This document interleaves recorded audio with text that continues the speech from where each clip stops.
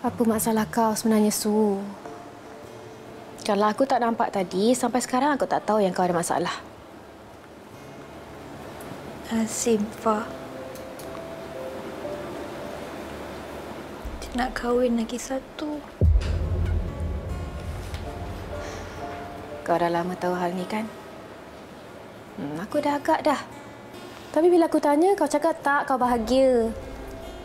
Kenapa tak beritahu aku? Aku tak nak orang tahu masalah rumah tangga aku tu je. Aku ni orang luar. Aku ni orang luar untuk kau. Aku minta maaf. Aku ingat dia akan berubah. Tapi dia nekat nak kahwin lagi satu, Fa.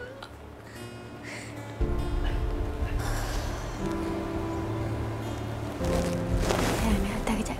Nanti nak cakap dengan Mama. Hantar kejap.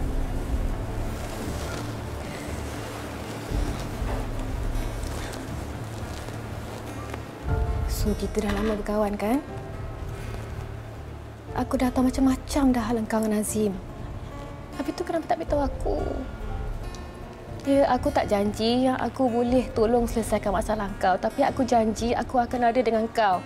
Kau tak perlu hadap ni sorang-sorang pun. Aku tak suka tengok kau macam ni.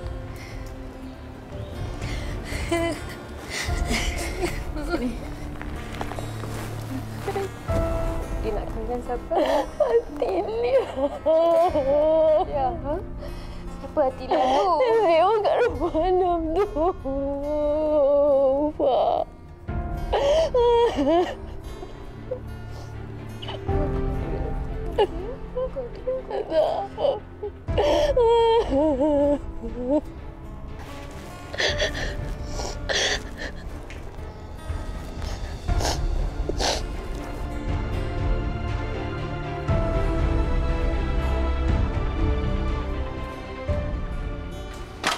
Assalamualaikum. Waalaikumsalam. Hai, sayang. Hai.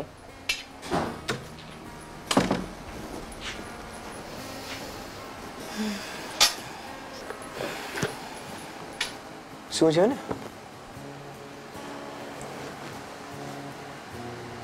Nazim.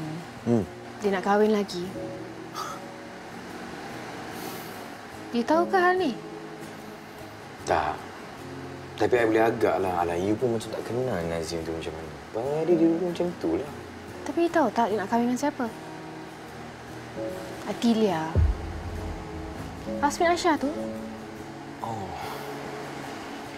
Itu tak, I pernah nampak Nazim kena pukul dengan satu lelaki ni tau. Sebab dia dengan seorang perempuan ni. Tapi I tak rasa tu Atilia. Perempuan lain. Ni tak tahu pula nak kahwin dengan Atilia. Sakit betul hati I dengan Nazim ni. Kalau ikut hati I nak je pergi jumpa dia, tumbuk dia sikit. Boy, cute lah bila you marah, darling. I'm serious. Alah. Oh, bila Nazim nak kahwin lain, you marah. Tapi lelaki you ni nak kahwin, you bagi pula. No. Situasi kita lain. Nazim tu dah ada anak. Bini pun ada, berkerjaya, cantik. Apa lagi alasan dia untuk kahwin lain? Melainkan sebab dia gatal. Kalau I dapat suami macam ni, dah lama dah I tinggal. Tak boleh cakap macam tu, tak baik. Tu lelaki orang tu.